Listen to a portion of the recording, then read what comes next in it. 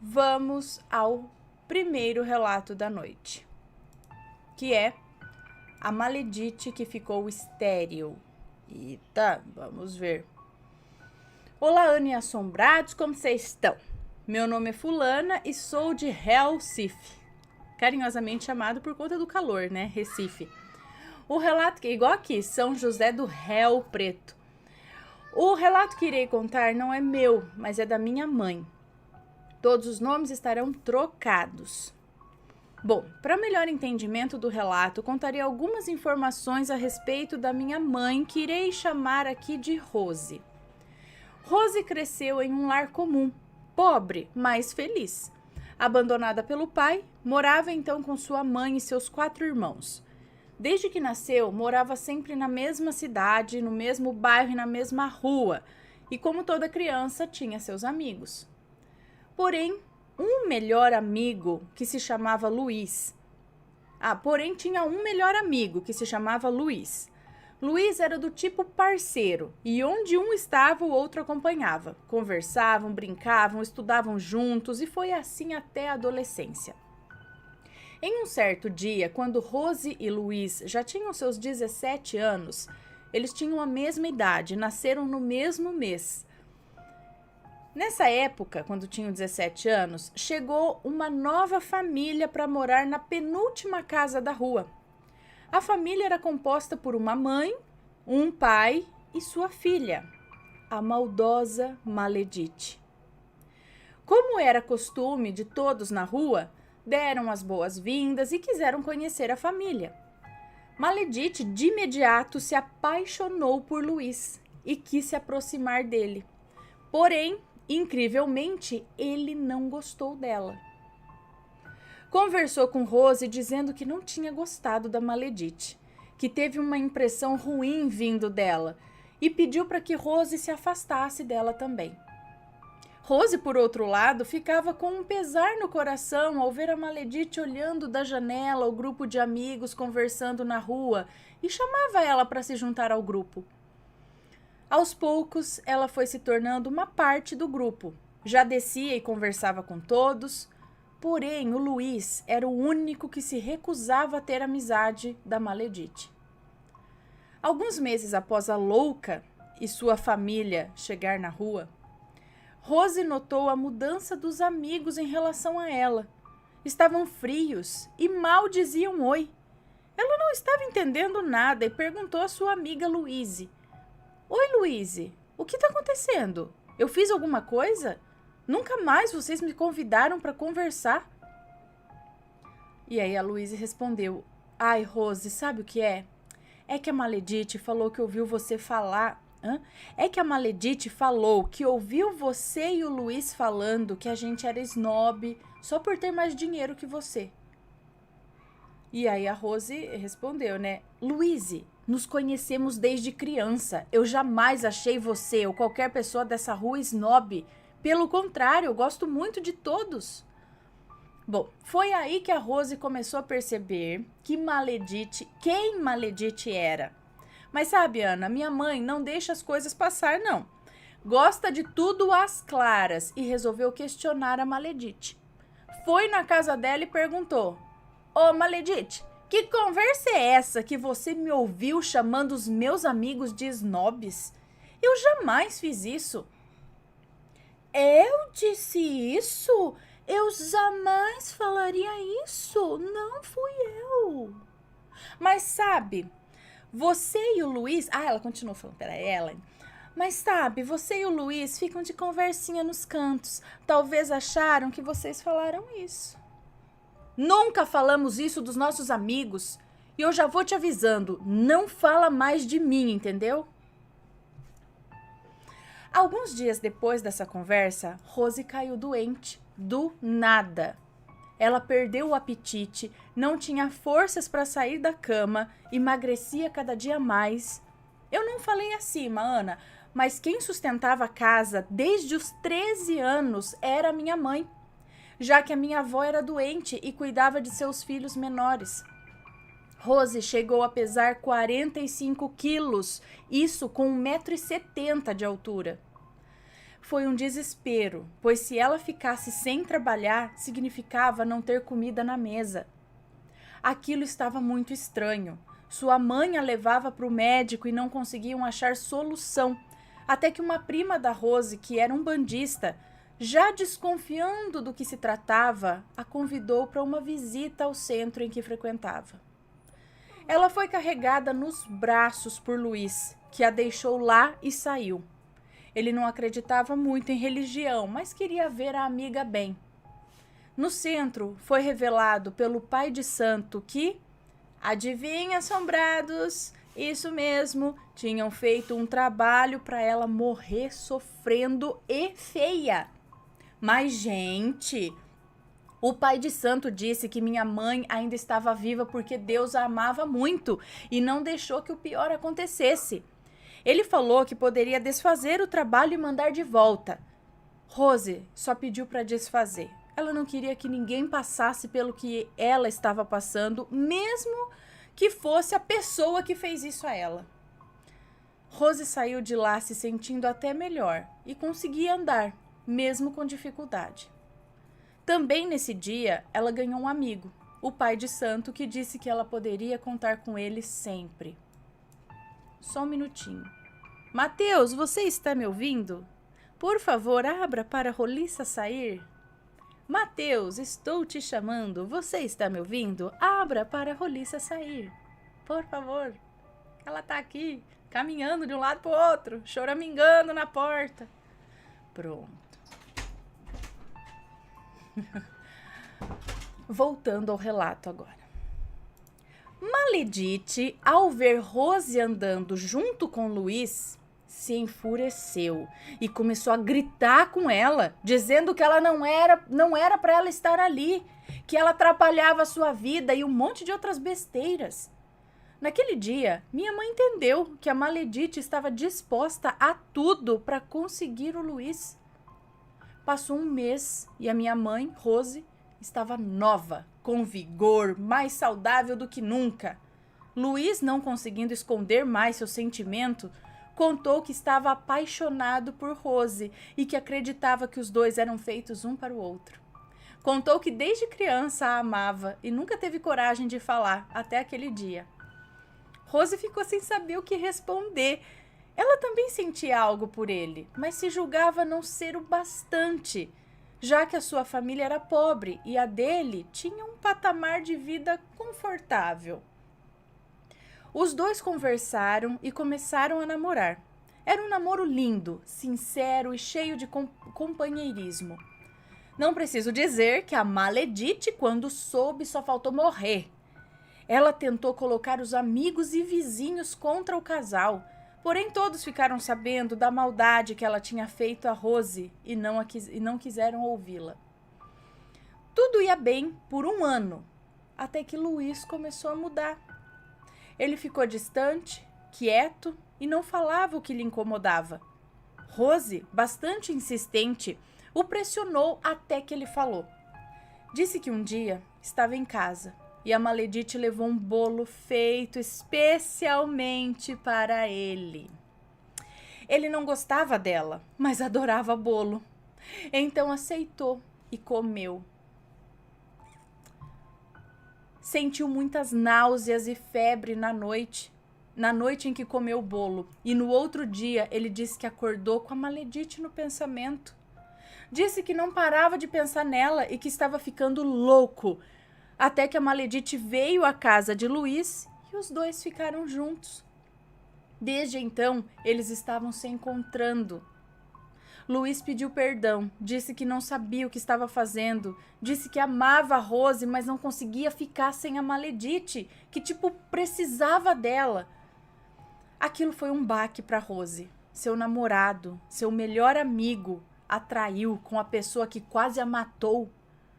Rose preferiu acabar o namoro e se afastar de Luiz. Ele pedia o seu perdão todos os dias e pedia para voltar, porém Rose não queria mais. Alguns dias depois, Maledite assumiu seu namoro com Luiz e fazia de tudo para humilhar Rose. Sentando-o em frente à calçada da casa da Rose, indo buscar Luiz em casa para passear de mãos dadas na rua, Rose não suportava mais aquilo e pediu ajuda de Deus para que tirasse todo o sentimento que ela tinha por Luiz e que a ajudasse a vencer aquilo. Aos poucos, Rose foi se reerguendo e com o tempo passou a não ligar mais para as provocações da Maledite. Um certo dia, resolveu ir ao centro de um amigo, pai de santo. Esse revelou que tinha sido feito um trabalho forte de separação e amarração contra ela e Luiz. Não vou dizer aqui como foi, Ana, mas foi pesado. O pai de santo falou que ele não poderia desfazer esse trabalho, pois estava envolvendo muitas entidades, e assegurou que Rose não sofreria dano físico nenhum. Também disse a Rose que foi pedido um preço pelo trabalho, algo que lá na frente a fará se arrepender de tudo o que fez. Lembre dessa informação. Os anos se passaram, Rose conheceu Walter, meu pai, e se casou. Um ano depois engravidou e deu à luz ao meu irmão mais velho, Lucas. Maledite e Luiz também se casaram, mas ainda não tinham tido filhos. Ao saber que Rose tinha tido um bebê, começaram a tentar, porém não conseguiam. O sonho de Maledite sempre foi ter uma menina. Ela chorava pedindo a Deus, mas não conseguia. 3 anos após o nascimento do Lucas, quem entra no forninho? Isso mesmo, eu. Era o sonho do meu pai, Walter, ter um casal de filhos. Foi uma felicidade e a notícia logo chegou aos ouvidos da Maledite, que ficou furiosa e foi fazer um trabalho para engravidar. Tudo é base do trabalho. Foi fazer um trabalho para engravidar. Porém, Ana, pelo que minha mãe soube, a entidade a qual ela tinha prometido algo,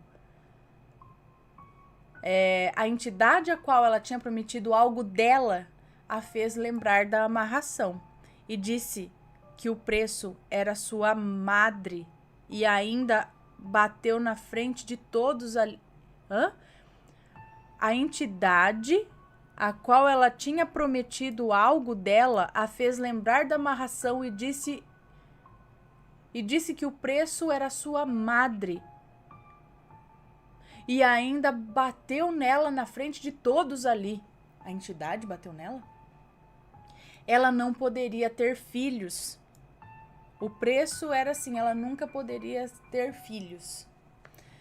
A Maledite fez tratamento, tentou de tudo, mas nada funcionava. Esse era o preço pelo Luiz.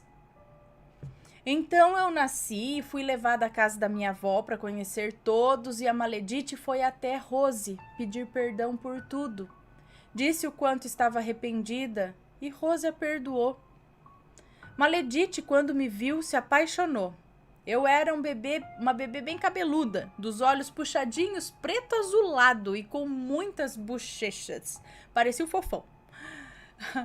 Ela pediu para me segurar, mas Rose não permitiu. Disse que eu estava meio chata e com cólicas e era melhor eu descansar. Você acredita, Ana, que ela conseguiu achar o novo endereço de Rose e foi lá na minha casa? Chegou pedindo para conversar com ela, dizendo que era algo sério. Rose ficou desconfiada, mas quis ouvir o que ela tinha para dizer. E ela disse: sabe, Rose, eu sei que eu errei com você, mas foi por amor, você entende, né?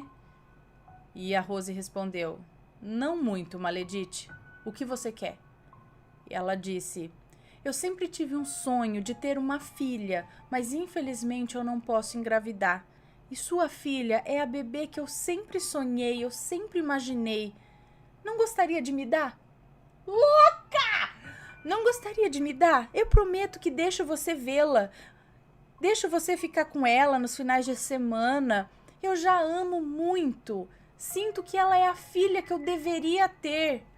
Misericórdia. Como tem gente que não bate bem da cachola, gente. Você acha pedir o filho para alguém? Rose não acreditou no que estava ouvindo. Espera aí, Maledite. O que você está dizendo? Olha, eu te perdoei por quase me matar, por me humilhar, por roubar a pessoa que eu mais gostava. Mas não vai jamais encostar na minha filha. Vai embora agora. Maledite se levantou, olhou para Rose, não disse nada e foi embora. Depois de 4 anos, ela adotou uma linda garotinha da sua prima. Mas até hoje, eu tenho 23 anos. Toda vez que a Maledite me vê, ela me abraça, ela me beija, ela quer me dar presentes, me chama para viajar com ela, não me larga. Mas sabe, eu não sinto uma energia nada boa vindo dela. Eu sei que ela sofre por não ter tido sua própria filha, mas é o preço que ela escolheu pagar. Hoje em dia, a menina que ela adotou quer morar com a mãe biológica, pois diz que não aguenta a Maledite. Quanto ao Luiz, é perceptível que ele ainda sente algo pela minha mãe, mas fica sempre quieto, olhando da janela, se lamentando. Sabe, Ana, ele é uma boa pessoa. Acredito que não teve culpa alguma pelo que aconteceu, mas infelizmente lutar contra a Maledite significa a morte da minha mãe. Talvez ele não tenha lutado por querer protegê-la. Alguns velhos amigos da Rose diz que Luiz não ama a Maledite, não a trata bem e quase não sai de casa. A ignora e não lhe dá atenção alguma. A humilha, mas não encosta nela, jamais bateu nela. Enfim, Ana, desculpe os erros, me desculpe se ficou confuso, mas eu tentei fazer com que entendessem tudo. Também desculpe o tamanho do relato e olha que eu resumi bastante, hein? Essa Maledite é meio louca. Ah, vá, imagina, depois de pedir o filho do outro. É meio louca. Fez e ainda faz coisas que não é normal. Esperamos que ela encontre paz em algum momento de sua vida. E é isso, Ana. Beijos ao Matheus, aos bebês e aos pets. Amo vocês. Uhul! Um beijo pra você. Muito obrigada pelo relato. Tá escrito aqui, ó. Uhul! É isso aí. Louca. Louca de pedra. Gente do céu, que perigo. Eu falo que esse povo faz mal pros outros e não bate bem das bielas, gente.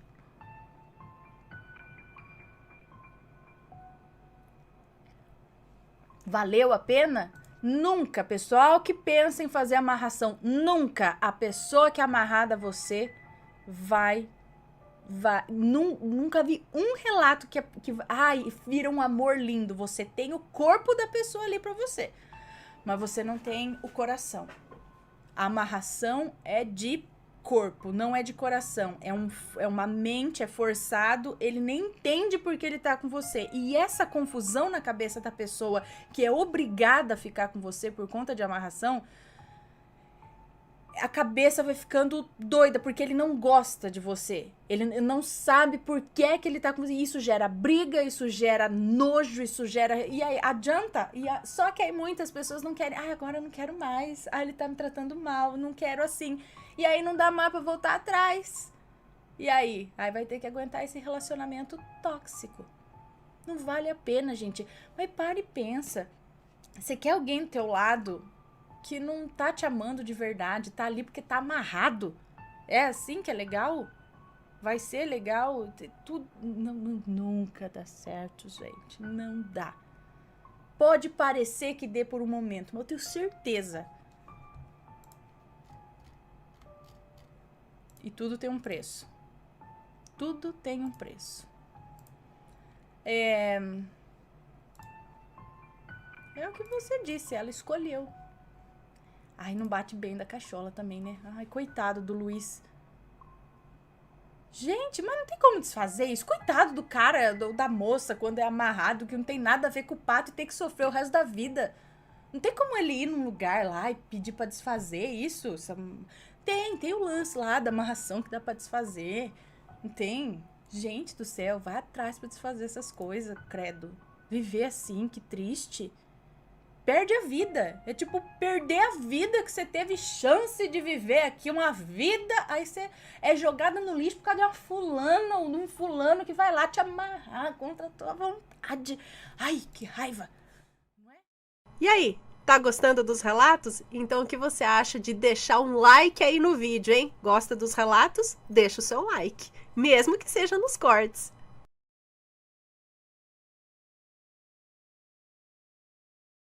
A linda fantasminha da praia. A linda fantasminha da praia, achei. Olá, Ana. Eu sou a mesma do relato A Vida Paranormal de Minha Filha e A Vida Paranormal de Minha Filha 2. A missão. Brincadeira. Começo esse relato primeiramente dizendo que você só leu o primeiro relato da minha filha. O segundo você marcou, mas não leu. Tá marcado. Então devo te informar que leia. É melhor que o primeiro. E os nomes já estão fictícios, certo? Segue o relato agora, que é A Linda Fantasminha da Praia. Quando minha filha tinha 5 anos, decidimos, eu e meu marido, ir à praia.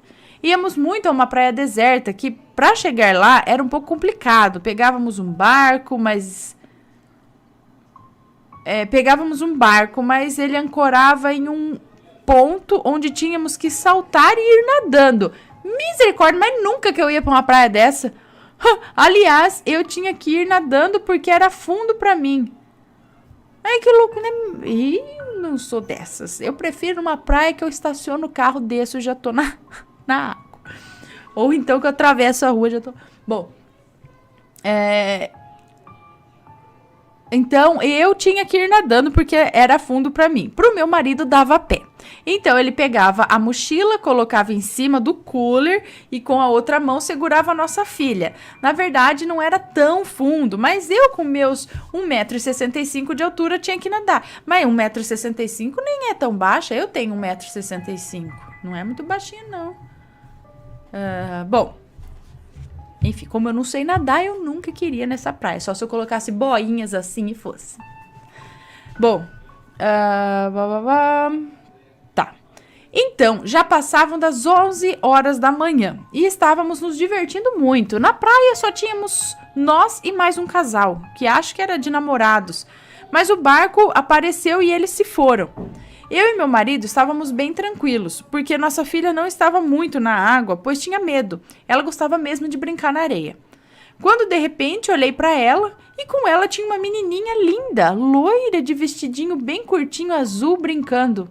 Fui até elas e perguntei o nome dela. Então ela disse, Jaqueline. Perguntei, onde estão seus pais? E ela respondeu, estão no mar. E ela me respondia sempre com a cabeça baixa. Olhei para todos os lados e não vi ninguém. Fiquei super intrigada, porque não tinha ninguém ali. Então voltei e falei pro meu marido e ele me disse... eles devem ter saído e nós não vimos. Na mesma hora voltei a olhar para as duas e, Ana, você não vai acreditar. A menina não estava mais ali. Corri até a minha filha e perguntei onde estava a menina. E ela, toda inocente, me respondeu, foi brincar na água com a mãe. Fiquei o dia todo com aquilo na cabeça. E quando pegamos o barco para voltar, comentei com o cara que guiava o barco, um senhor de idade. E ele me disse com confiança, você também a viu? Não se preocupe, ela não faz mal a ninguém. É apenas uma sereinha que gosta de brincar com as crianças que aparecem na ilha. Não conheço a história, Ana, mas tenho certeza que sereia ela não é. Acredito mais que seja uma criança que morreu afogada ali perto. Espero que goste da história, Ana. Ela aconteceu comigo e com a minha família. E te garanto que é real. Manda um beijo pro grupo Assombrados BR Unidos. Estamos com uma página no Face, sempre para apoiar o crescimento do canal. E dar um beijão nos bebês. Obrigada. Um beijo. Beijo para vocês aí do Assombrados BR Unidos. E, gente, que história louca! Sereinha? Realmente, acho que não. Se ela fala que os pais estão no mar, ela voltou para brincar, talvez a família tenha morrido afogada por algum motivo ali. E ela vem brincar. Legal, hein? Louco. Agora eu gostei da ilha. Ilha, não sei se é ilha, sei que tem que ir de barco, pular do barco, nadar até a praia. Gente, não vou não. Me conta, gostou do relato? Então o que você acha de deixar um comentário aqui embaixo, sempre com respeito, por favor. Além do like, é claro.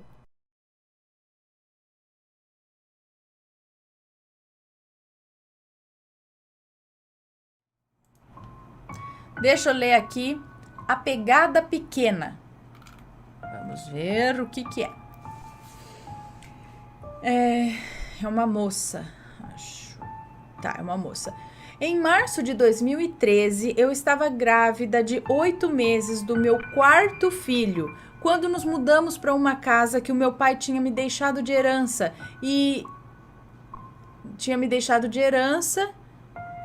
Eu e meu atual marido e as minhas crianças... tinha me deixado de herança. E eu, meu marido e minhas crianças... Bom, acho que deixar de herança para mim, para o meu marido e para minhas crianças, não sei. Só que uns dias antes de me mudar, eu tive uma sensação estranha de que eu não sentia o meu bebê se mexendo. Entrei em prantos, pois 2 dias antes eu tinha feito um ultrassom e estava tudo bem. Foi quando no dia da mudança eu deixei os mais velhos com o pai e fui com o meu marido até a casa. E a minha menina mais nova, depois de colocarem toda a mudança dentro da... Eu acho que o relato não tem ponto. Por isso que fica complicado, ó. Pois 2 dias antes tinha feito ultrassom e estava tudo bem. Foi quando no dia da mudança deixei os mais velhos com o pai e fui com o meu marido até a casa. E a minha menina mais... Fui com meu marido e a minha menina mais nova até em casa, eu não sei. Depois de colocarem toda a mudança dentro da casa, fizemos uma janta, tava aquela bagunça, tomamos um banho, jogamos o colchão no quarto e deitamos para dormir, pois já era tarde da noite. A minha filha ficou no meio de nós dois e eu fiquei na beirada do colchão, perto da porta. A luz do corredor acesa e os dois dormiram, mas eu não conseguia dormir. Na época eu tinha um gato rajado chamado Gary, e ele estava nos nossos pés dormindo. Foi quando eu escutei um barulho vindo do quarto das crianças, tipo algo caindo no chão, uma sacola cheia. Imediatamente acordei meu marido. Ei, amor, você escutou? E ele disse, escutou o quê?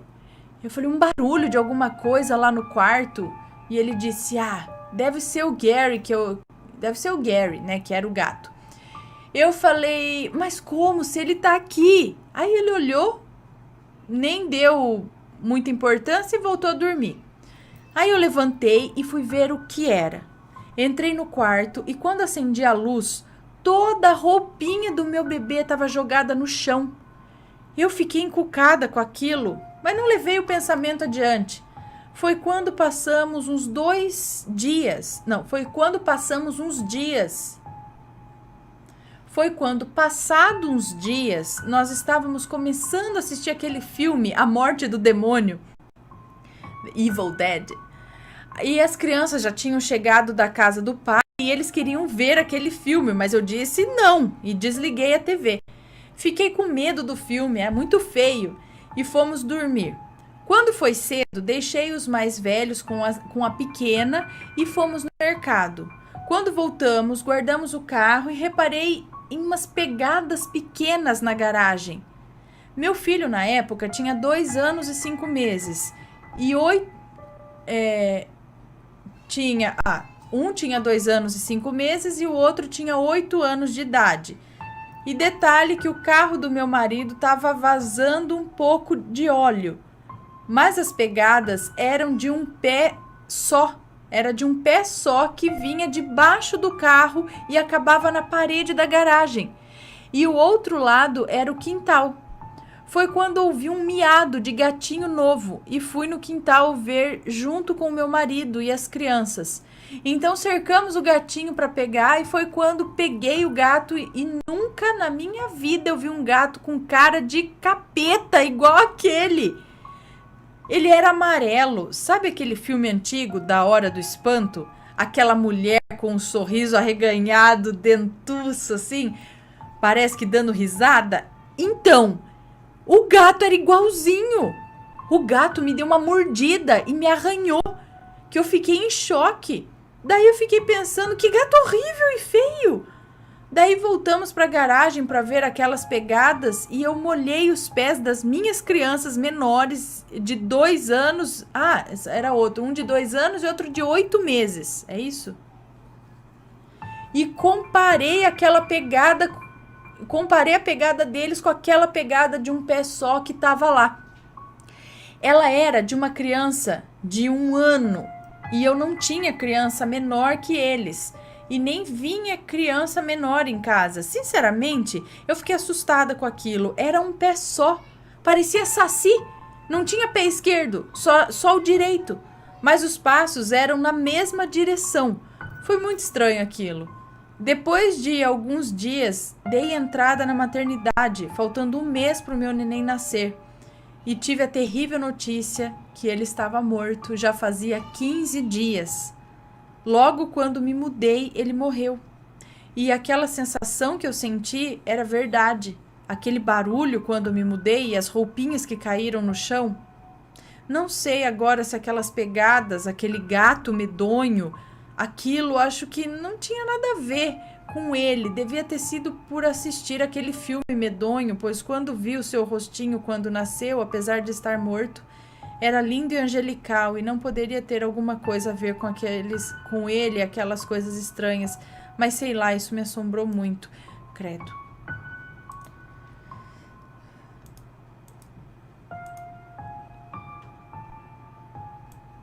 Mas eu acho que não é coincidência as roupinhas caírem do guarda-roupa, do não sei de onde que tava, e as pegadas de um pé pequeno.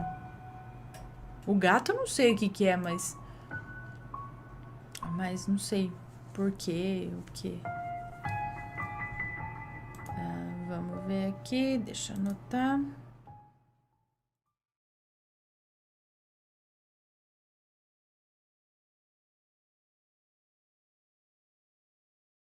Hoje eu vou contar esse que é até mais curto também, e é o último. Vi minha tia em Sete Além? É uma pergunta. Oi, Ana, eu decidi contar este relato pois estava assistindo os relatos de Sete Além e algo me arrepiou muito e me fez lembrar de uma experiência que vivi faz 1 ano mais ou menos. Há 1 ano, a minha tia tinha falecido e eu estava morando no Japão e não podia ir no velório, tanto por causa do dinheiro para as passagens quanto o tempo de viagem. Não ia dar tempo de chegar. Bom, foi bem difícil nessa época. Eu chorava todos os dias, pois ela foi a tia que me criou quando a minha mãe saía para trabalhar. Eu tinha um vínculo com ela muito forte. Ela que me fez gostar do Japão. Enfim, foi uma semana longa e a única coisa que me distraía era ir trabalhar. E quando voltava para casa, ficava que nem um zumbi. Mas bem no 7º dia de luto, eu me deitei para tentar dormir, quando do nada sinto algo me puxando pelo topo da cabeça. Eu já tinha sentido isso quando fiz uma projeção astral. Era como um alavanco muito rápido e forte. Um solavanco, alguma coisa assim. Maior susto. E abri os olhos e eu estava numa rua cheia de pessoas de roupas pretas, velhas, rasgadas. Tinha pessoas com camisetas brancas, mas sujas, sabe? Eu olhei para mim e vi que eu estava com uma camisola antiga, branca, e eu estava descalça. Olhei em volta, o céu estava vermelho e as pessoas estavam resmungando. Eu fiquei imóvel, até avistar um homem, e ele veio na minha direção e me xingou de vadia. E eu retruquei. Na hora eu não pensei, eu apenas retruquei o chamando de velho porco. E ele ficou furioso e veio para cima de mim. Eu saí correndo e ele veio atrás. Eu entrei em um quintal e as casas estavam destruídas, tudo caindo aos pedaços. Era familiar, mas só me dei conta de onde eu estava quando dei de cara com a casa da minha tia, toda velha. Entrei e fui me esconder no antigo quarto dela. Eu estava totalmente apavorada, pois daquele homem eu senti uma energia muito forte, uma energia sexual. Eu sabia que se ele me pegasse, ele ia fazer algo horrível comigo. E eu me escondi atrás da porta e fiquei olhando as coisas em volta. Todos os enfeites estavam lá, só que velhos, empoeirados. As estantes estavam um nojo de poeira. Quando alguém entrou no quarto, eu levei o maior susto. E era minha tia. Eu a abracei, ela estava com uma aparência triste e sofrida, mas as roupas dela eram as roupas que ela usava normalmente, um short branco e uma regata amarela. Ela usou essa roupa no Ano Novo, quando eu estava no Brasil. Ela me puxou pelo braço e foi até o guarda-roupas dela e pegou um dinheiro velho e falou: "Você tem que ir embora daqui." E me levou até a porta. Só que nessa hora o homem apareceu. Ela lutou com ele, eles se atracaram e ela falou para eu fugir. Eu saí chorando e correndo, eu não sabia como sair dali. E eu esbarrava nas pessoas até que cheguei numa ladeira e uma mulher falou: "Você vai perder o seu trem." Ana, foi esse detalhe que ouvi em um relato de Sete Além que me fez querer escrever esse acontecimento para você. Como assim? Tinha uma estação de trem ali? Naquele lugar velho? Desci a ladeira correndo, cheguei na estação, dei o dinheiro para um balcão que vendia os bilhetes. Daí eu saí correndo, entrei no vagão, sentei num banco e comecei a chorar. Tinha pessoas no trem, pessoas japonesas, só japoneses. E eles liam jornais com fones de ouvido e só eu com aquela roupa de dormir toda suja e descalça. Quando o trem entrou num túnel, eu acordei. Acordei no susto. Levantei correndo e eu estava toda suada e cansada. Ana, foi uma das experiências mais lúcidas que eu já tive. Eu achava que era um umbral, até conhecer as histórias de Sete Além. Eu tô na dúvida agora. Obrigada por ler meu relato. Um beijo. Um beijo para você. Muito obrigada pelo relato. E agora, hein?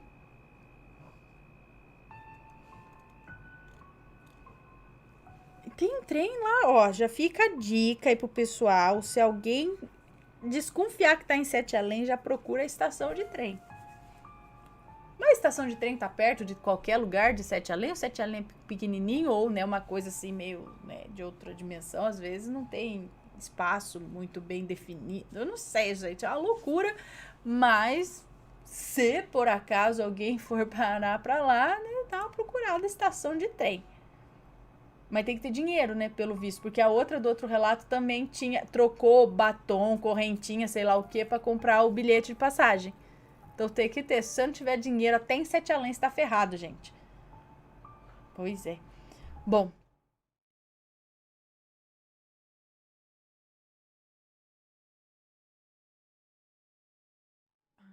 Ah, não é ele, é ela. Bom, tenho... Ó, será que as crianças abriram um portal? Tenho 4 filhos, me chamo Fulana, tenho 4 filhos e esse foi um dos últimos acontecimentos sobrenaturais que me ocorreram. Em novembro de 2016, deixei meus filhos brincarem com uma falsa Ouija que eu mesma fiz. Eles, na verdade, queriam brincar da brincadeira do copo. Então lá se foram os pequenos brincar em frente ao espelho, pois eles queriam ver se alguma entidade aparecia no mesmo. Olha que brincadeira! Bem, as crianças brincaram. Na hora nada aconteceu.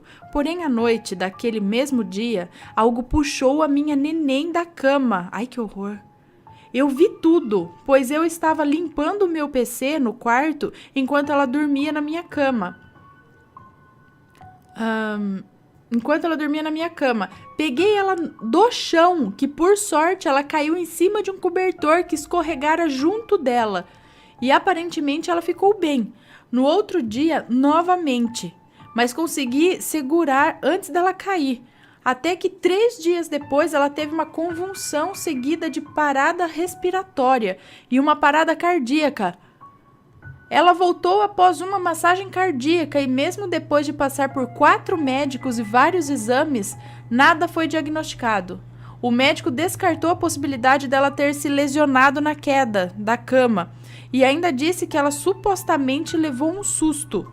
Eu fiquei chocada, pois eu não tinha falado o que houve com ela antes dela convulsionar, que foi o seguinte: no momento da convulsão, ela apenas fixou os olhos na quina superior da parede e levou um sustinho. Eu mexi com ela e de repente ela se assustou novamente. Eu cheguei a rir, pois achei engraçado, mas em seguida ela regalou os olhinhos, tentou chorar, mas parou de respirar. Virou os olhos e começou a tremer toda, até que parou e ficou toda roxinha. E aquele pesadelo começou após alguns minutos de desespero. Após alguns minutos de desespero, pois morávamos em área rural e a ambulância demoraria mais de 40 minutos para chegar. E eu estava sozinha com a neném e os outros 3 mais velhos. Quando ela voltou, não respondia. Ficou desorientada, mas foi voltando ao normal, porém hesitando entrar no quarto novamente. Após alguns dias, nos mudamos, mas meu ex-marido, que na época éramos casados, ficou na casa e por mais cético que ele seja, ele relata ouvir gritos, choro e risos de criança todos os dias. Ele trabalha à noite e dorme durante a tarde. E que, inclusive, um dia acordou e levantou achando que fosse eu com as crianças que estava lá. Sei que fiz uma bobeira horrível ao deixar as crianças brincarem, mas como eu mesma que desenhei a Ouija e não a energizei nem nada, achei que nada aconteceria. De todo jeito, coisas estranhas nos acompanham desde então. Beijos e adoro vocês. Meu! Quantos anos têm os filhos? Quantos anos tem seus filhos e quantos anos tem a pequenininha que falou aqui? Não.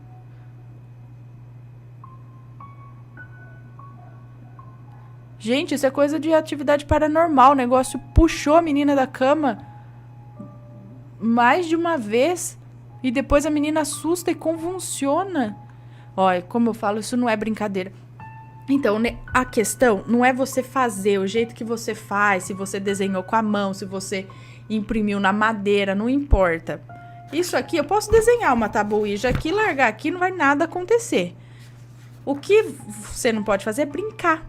É a evocação, tá? Na evocação o negócio. A partir do momento que você pode ter pego uma desenhada, uma impressa, uma pronta, uma que não custou nada, uma que custou 1.500, sabe? Não importa, mas a partir do momento que você sentou ali, colocou a mão e começou a perguntar as coisas, você já tá entrando em contato com o outro lado. E você, se você não tem preparação, você tá levando na brincadeira, você tá falando com você não sabe quem. Geralmente, na grande maioria dos casos, não é um espírito bom que tá vagando por ali, é só quem quer zoeira. Espírito que quer zoeira. Não é bom. Os bons têm mais coisa o que fazer, né? E ainda mais com criança que é sensível, né? Não deixar... uma criançada na escola brincava, né? Mas não é brincadeira, gente. Isso não é brincadeira. Aguça muito a curiosidade, porque é uma possibilidade de você ter respostas do além. Mas não é brincadeira. Cuidado. Cuidado. Espero que tenha acabado. E aí, tá gostando dos relatos? Então o que você acha de deixar um like aí no vídeo, hein? Gosta dos relatos? Deixa o seu like, mesmo que seja nos cortes.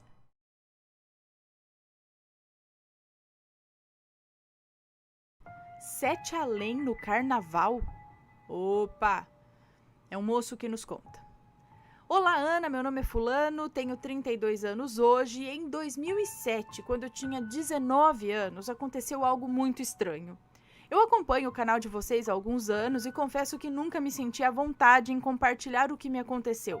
Até porque não foi algo com tantos detalhes, mas vendo um vídeo de vocês sobre Sete Além, eu pensei sobre o assunto de mundos paralelos e acredito ter sido isso que me aconteceu.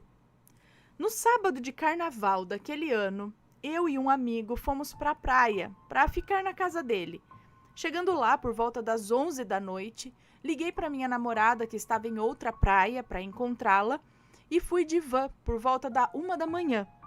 Chegando lá, já chegamos meio que discutindo e eu fiquei meio transtornado com toda a situação. E a partir daí ficou estranho, sabe? Lembro que atravessei uma pequena ponte e caminhando na intenção de voltar para outra praia, eu saí andando sem saber onde exatamente estava e fui percebendo que ficou tudo estranho, silencioso. Era um sábado de carnaval, mas todo mundo havia sumido. Eu lembro que passei por uma rua escura e depois disso parecia que eu estava em outro lugar. Eu não conseguia pensar em mais nada a não ser falar com Deus. Continuei andando sem parar e sem saber exatamente para onde eu estava indo. E foi aí que eu cheguei em uma pequena lagoa, próxima ao centro dali. E ao contorná-la, porque eu continuei andando, olhei para o outro lado, que acredito que deveria ser uns 500 metros ou mais, não tenho certeza. Mas havia casas do outro lado e uma delas, meus olhos enchem de água e eu me arrepio só de lembrar. Uma delas tinha uma casa... Casas do outro lado. E uma dessas casas estava toda aberta, com todas as luzes acesas. Lembro perfeitamente que tinha uma pilastra e tinha uma besta abaixada, que quando vi quase não consegui me mexer. Parecia com aquelas imagens de gárgulas. Foi uma referência que percebi. Foi uma referência, acho que eu tive ali, né, pra identificar aquilo. Parecia um gárgula abaixado numa pilastra, é isso? Era bem grande, bem negro. Não dava para ver detalhes, mas tinha asas enormes e sua cabeça me acompanhou por toda a lagoa enquanto eu ia de um lado até o outro. Eu senti muito medo, foi a pior sensação da minha vida. Eu sentia como se fosse um demônio me vigiando e esperando alguma oportunidade. Quando cheguei no final da rua que seguia lado a lado com a lagoa, tinha 2 caminhos, um escuro e muito mato que dava num caminho de chão e outro claro, com iluminação pública. Lembro que pensei assim: vou pelo caminho escuro, porque acho que a van vai vir por aqui, já que vem pela beira-mar, né? Mas quando fui entrar naquela rua, apareceu um carro do meu lado. Eu juro pra vocês, surgiu um carro do meu lado e aquele carro apareceu ali e não veio andando porque não tinha mais ninguém ali. Como assim? Peraí. Mas quando eu fui entrar na rua, apareceu um carro do meu lado. Eu juro pra vocês. Juro pra vocês que aquele carro apareceu ali e não veio andando, porque não tinha mais ninguém. Ele disse que ele não escutou o carro se aproximando, rodando, né? Vindo ao longe, parando do lado dele. O carro, surgiu assim, ó. Pá, de repente tinha um carro do lado dele. É isso que ele tá falando. Ele não veio rodando ou andando até ali. Não tinha ninguém. E o carro tava ligado. De repente, tava ali um carro ligado do lado. Tinha um homem dentro e ele me perguntou: rapaz, você conhece fulano que mora aqui? E eu disse: não, eu não sou daqui, eu não conheço. O cara saiu com o carro e eu fiquei ali, estatelado, porque do nada um carro saiu de lugar nenhum, né? Que ele não viu o carro se aproximando, o carro simplesmente apareceu ali e o cara perguntou isso. Eu fiquei cerca de uns 30 segundos ali parado e vi a van vindo do outro lado. Corri desesperado para entrar e quando entrei na van, ela fez o meu caminho de volta. Vamos dizer, aquele caminho que eu tinha ido, ela fez o caminho de volta, passando pela mesma lagoa. E o que eu tinha visto ali não estava mais na casa. Mas a casa estava exatamente do mesmo jeito. Todos estavam só que agora todos estavam pela rua normalmente, tinha gente, sabe? E tudo voltou ao normal. Eu nunca esqueci esse dia. Se não fosse aquele cara do carro me segurar por 1 minuto, mais ou menos ali, perguntando, fazendo a pergunta, eu acredito que eu poderia ter morrido naquela noite. Por que morrido? Estranhamente, já era 4:30 da manhã. Ou seja, nesse curto caminho que eu fiz, durou umas 3 horas. Eu não sei como. Foi terrível. Ana, acredito que tem momentos em que vamos mesmo parar em outra realidade paralela. Bom, então essa foi a história. Não sei dizer se o homem do carro era de lá ou de cá, mas ele me salvou. Abraços, amigos assombrados. Espero nunca mais passar por nada assim. Peraí, gente, então, eu não entendi direito a discussão aqui que teve. Ele foi pra praia, aí ele foi de van, era 1 da manhã, ele foi de van encontrar um amigo, é isso? Ah, não, liguei pra namorada que estava em outra praia pra encontrar com a namorada. Aí ele pegou a van, mas aí eles discutiram, aí ele saiu andando. Então, esse pequeno caminho que ele fez, que ele achou estranho, porque num sábado de carnaval não tinha absolutamente ninguém na rua, nem movimento, tudo quieto. E aí ele viu essa casa, que esse ser na frente dessa casa. O que será que tinha nessa casa? Tudo aberto, tudo aceso. Mas aí depois, na volta com a van, o ser não tava mais lá, mas aí já tinha movimento de gente na rua, já tava aquele clima normal. Então, será que... E fora o lapso de tempo, né? Que ele passou ali, foi um caminho curto, que levou 3 horas para ser feito. Sei, bom. Se alguém já passou por algo parecido, mande o relato pra gente.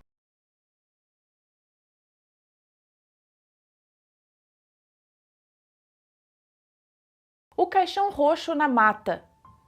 A moça que nos conta esse relato tem 42 anos e é da cidade de Serra, no Espírito Santo.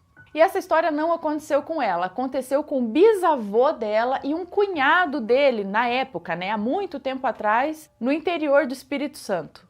Então ela diz que o bisavô dela era como todos os homens naquela época, né? Era um homem de muita fibra, trabalhador de fibra, muito sério e tinha que ser muito corajoso. Tinha que ser corajoso, porque naquela época, trabalhando na terra, né, com vizinhos, assim, no sítio, né, interiorzão, vizinhos a quilômetros de distância, você tinha que ser corajoso. Coragem era algo indispensável. Certo dia, então, o bisavô dela e um cunhado dele foram visitar um compadre, que era um vizinho, né, que ficava ali, só que, né, como era tudo longe, ficava a umas 2 horas a cavalo do sítio do bisavô dela, né? O sítio desse compadre. Então eles teriam que pegar 2 horas de estradinha aí a cavalo até chegar lá. Eles saíram, né, depois do almoço e pegaram um atalho. Pegaram uma estradinha no meio do mato que economizaria aí no mínimo uns 40 minutos de viagem. E passaram lá na casa desse compadre a tarde toda e um pedacinho da noite. Afinal, as distâncias eram grandes, né, entre um local e outro. Então, era raro visitar, né, porque não era fácil todo dia pegar 2 horas a cavalo para ir na casa de um de outro. Então, era raro as visitas e então eram valorizadas. Quando você ia, você ficava bastante tempo ali mesmo para conversar. E já era tarde quando eles se despediram, né, dos compadres, se despediram, montaram seus cavalos e começaram a pegar o caminho de volta para casa. E durante o trajeto, eles foram conversando se passariam ou não por aquele atalho, aquela hora. Já passava da meia-noite. E aí, aquela hora da noite, passariam ou não por aquele atalho? Porque havia muitas histórias de que ali era assombrado, aquela região era assombrada. E assim, né, corajosos, mesmo sendo corajosos, fantasma é fantasma, né? Por fim, como não acreditavam muito nessa história de visagens, estavam em 2, estavam armados, né? E ainda aquele atalho cortava um bom tempo de viagem, eles decidiram ir pelo atalho. Afinal, era noite de lua cheia, tudo estava bem claro. Lê do engano. Bastou eles entrarem poucos metros naquela trilha daquele atalho que os obrigava a ficar um atrás do outro, assim, numa fila indiana, e a luz do luar já não conseguia clarear mais aquele caminho. E eles continuaram pela trilha por mais uns 15 minutos, quando começaram a escutar um barulho de algo se arrastando atrás deles. E os cavalos começaram a andar devagar, como se estivessem puxando um grande peso e não conseguiam se mover normalmente. Quando eles olharam para trás e aí viram um caixão roxo, meio que brilhava e flutuava a uns 3 metros atrás do último cavalo e arrastando correntes. Tinha um caixão roxo brilhante preso por correntes, é isso, no cavalo. A hora que eles viram isso, dá-lhe chicote no lombo dos coitados dos cavalos para correr, para andar e sair logo dali. Só que quem disse que o cavalo conseguia? O cavalo continuava andando lentamente, não conseguia, como se ele estivesse puxando aquele peso enorme. Né? Já estavam amedrontados. Para ajudar, uns 1000 metros à frente deles, eles teriam que atravessar uma pequena clareira. E lá naquela clareira surgiu um facho de luz. Só que não era uma luz que vinha do céu para o chão, era um círculo de luz que saía do chão e subia para o céu. Parece tipo aquelas marcação quando você está num jogo de corrida e aparece onde você tem que passar, assim, aqueles fachos de luz, passar na corrida. Eles estavam cercados. Para trás, aquele caixão roxo brilhante. Para frente, eles teriam que passar por aquela clareira, não tinha opção. E tinha aquele facho de luz que saía do chão. Eles tinham que passar por lá. Eles estavam apavorados, mas continuaram em cima dos seus cavalos e foram seguindo, até que nada os atacou, nada.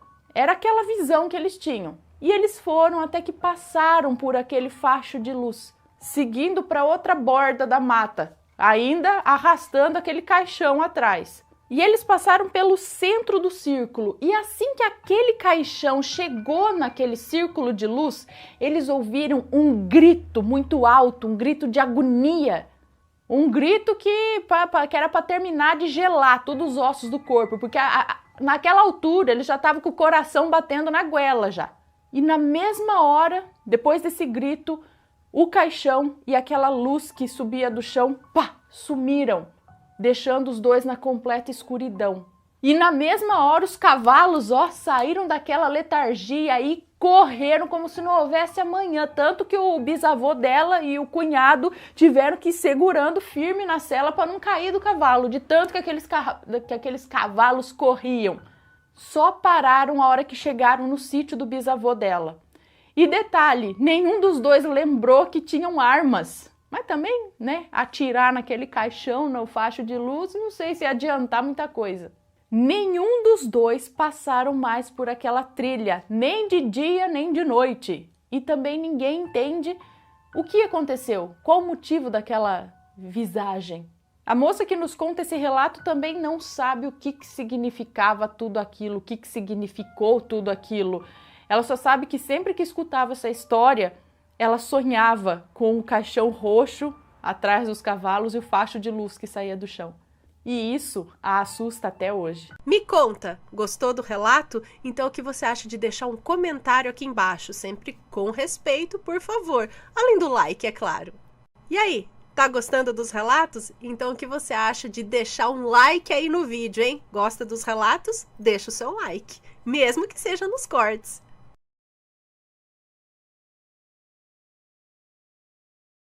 Eu vi um cobrador de vidas passadas da minha irmã. Oi, Ana, me chamo fulana, tenho 30 anos e sou de Recife, Pernambuco. Você não trocou os nomes? Esse relato que vou lhe contar tem uns 7 anos que aconteceu. A família da minha mãe tem muitos sensitivos e sempre acontecem fatos sobrenaturais na minha família. Mas o dia que mais me impressionou, vou contar agora. E aconteceu comigo. Eu vi com os meus próprios olhos. Em uma noite de domingo, estava arrumando minhas coisas no quarto. Meu pai e minha mãe estavam acordados. Meu pai na sala, minha mãe no quarto, lendo. E a minha irmã estava sentada na mesa de jantar que ficava na sala. Na mesma sala que o meu pai estava assistindo. Eu estava assistindo uma série que passava todo domingo na Globo, Revenge. Eu estava no meu quarto, como havia dito, e para entrar no quarto da minha irmã tem que entrar pela porta do meu quarto. Porque antes, onde eu fazia de quarto, era uma biblioteca onde colocamos o computador e livros. Mas como havia muita briga entre minha irmã e eu por causa de organização, fui para onde era a biblioteca e ela ficou com o quarto que era nosso. Estou explicando essa divisão dos quartos porque foi exatamente onde tudo aconteceu. No momento em que eu estava de pé arrumando o pano da cama. No momento em que eu estava de pé arrumando o pano da cama, alguém passou do meu lado e eu, sem olhar diretamente para a pessoa, falei: Fulana, Beltrana, né, a irmã. Beltrana, já acabou o revenge? Você vai dormir? E a tal pessoa me olhou e entrou pro quarto da minha irmã e não respondeu. Aí eu falei novamente: Beltrana? E afastei a cortina, porque não tinha porta no quarto, era só uma cortina. E não tinha ninguém no quarto. Voltei ao cômodo entre os quartos e a sala. Voltei ao cômodo entre os quartos e a sala.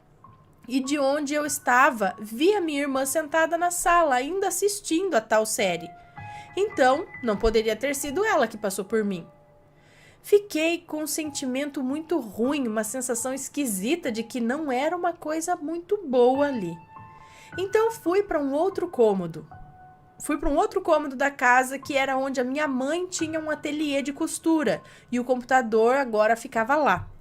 E quando estava lá, comecei a rezar um Pai Nosso. No meio da oração, escutei gritos dos meus pais. Os gritos vinham da sala e fui correndo para lá. Quando cheguei, a minha irmã estava roxa e não conseguia respirar. Meu pai pegou ela no braço, colocou no carro e a minha mãe entrou e disse: Fulana, fica aí que a gente vai para emergência. Saíram. E eu fiquei sozinha em casa. Não deu nem tempo de contar. Não deu nem tempo de trocar de roupa, pois já estava de camisola. E tudo aconteceu muito rápido. Fiquei morrendo de medo porque eu sabia que havia alguém a mais na casa. Chegando na emergência, minha irmã começou a respirar normal. Nem precisou ser medicada. Minha irmã sofre de asma desde pequena, mas nesse dia ela não estava cansada nem gripada. No dia seguinte, ainda fiquei muito impressionada com o que vi, mas não contei nada a ninguém. Aí perguntei à minha irmã o que aconteceu para ela ter uma falta de ar tão de repente, se ela nem estava com crise de asma. E ela respondeu: essa crise de asma foi muito estranha. Senti como se alguém apertasse o meu peito, como se quisesse me sufocar. No mesmo momento, eu levei ela até a minha mãe e resolvi contar à minha mãe. Mãe, ontem, antes da Beltrana passar mal, eu vi uma mulher aqui dentro de casa. Ela tinha cabelos curtos, como o da Beltrana, e vestia uma roupa branca. E por um momento até pensei que fosse a Beltrana, mas depois notei que a mulher entrou no quarto e sumiu. E logo depois acontece isso com a Beltrana. Minha mãe é espírita e ela disse para nós duas que se tratava de um cobrador de vidas passadas, da minha irmã, que a gente orasse por ela, que é um espírito perturbado, que a minha irmã havia feito alguma coisa para ela na vida passada e ela estaria querendo fazer mal à minha irmã nesta vida, por não compreender que a minha irmã já está em uma outra vida. Oramos por essa pessoa e não vimos nunca mais, mas nunca vou esquecer o que aconteceu. Em breve escreverei novamente outros casos que já aconteceram com a gente. Como disse, a minha família é muito sensitiva e tem histórias nossas paranormais é comum. Obrigada pela atenção, espero que meu relato seja lido por você. Um beijo pra você, muito obrigada. Gente, o povo ainda vem da outra vida, a gente encarna, eles não. Alguns não. Ficam por aí ainda. Eles estão, não foram ainda para outro lugar. Continuam vagando por aí. E aí vem tentar dar uma atormentada ainda na gente aqui, achando que a gente ainda é outra pessoa da outra vida. Mas nem todo mundo tem uma pessoa. Não, claro que não, né? Gente do céu, além de lidar com essa vida, tem que lidar com a vida passada também. Me conta, gostou do relato? Então o que você acha de deixar um comentário aqui embaixo, sempre com respeito, por favor, além do like, é claro.